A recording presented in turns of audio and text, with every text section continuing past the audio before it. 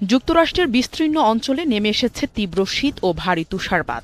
Arctic অঞ্চল থেকে ধেয়ে আসা শীতল বাতাসের সঙ্গে শক্তিশালী শীতকালীন ঝড় মিলে দেশটির রকি পর্বতমালা থেকে শুরু করে পূর্ব উপকূল পর্যন্ত জনজীবনের চরম বিপর্যয় ডেকে আনছে।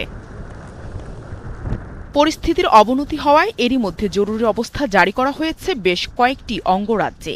এর আওতায় আছে ওয়াশিংটন ডিসিও। ওকলাহোমা, টেক্সাস ও কনসাসের বিভিন্ন এলাকায় তুষারপাত শুরু হয়েছে।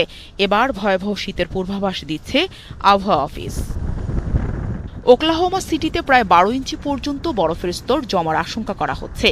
আবহাওয়াবিদদের পূর্বাভাস অনুযায়ী দেশের পূর্বাঞ্চলের ২/৩ জুড়ে ভারী তুষারপাত ও শিলাবৃষ্টি হতে পারে। এতে ব্যাপক বিদ্যুৎ বিভ্রাট, সড়ক দুর্ঘটনা ও যান চলাচলে চরম বিপর্যয়ের শঙ্কা রয়েছে। আমরা সত্যিই প্রস্তুত নই। ২ দিনের মধ্যে আরও ভয়াবহ ঝড় শুরু হবে, তাই আমরা প্রস্তুত হওয়ার জন্য একরকম তাড়াহুড়ো করছি। আমার মনে হয় ঝড়টি আরো ভয়াবহ খারাপ হতে চলেছে। আমি এবং আমার পরিবার উদ্বিগ্ন। ২ দিন হাসপাতালে নিরাপদে থেকেছি।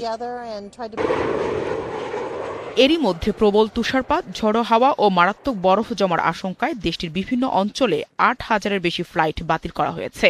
পাশাপাশি টেক্সাসের আর্লিংটনে আশ্রয়হীন মানুষের জন্য অস্থায়ী আশ্রয়কেন্দ্র খুলেছে দ্য সালভেশন আর্মি, যেখানে খাবার, রাত্রি যাপনের ব্যবস্থা এবং ২৪ ঘণ্টা হিটিং সিস্টেম নিশ্চিত করা হচ্ছে। এদিকে দক্ষিণ আমেরিকার দেশ আর্জেন্টিনার রাজধানী বুয়েন্স আয়ার্স সহ বিভিন্ন অঞ্চলে ভয়াবহ তাপপ্রবাহে বিপর্যস্ত জনজীবন। অসহনীয় গরমে অতিষ্ঠ সাধারণ মানুষ।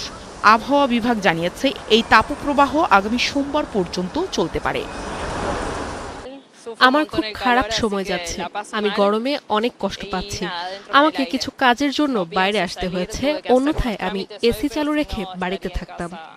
অন্যদিকে পাকিস্তানের উত্তর পশ্চিমাঞ্চলে খাইবার পাখতুনখোয়ায় তুষার ধসে অন্তত ৯ জনের মৃত্যু হয়েছে। নিহতদের মধ্যে ৫ জন পুরুষ ও ৪ জন নারী। এ ঘটনায় আহত হয়েছে এক শিশু।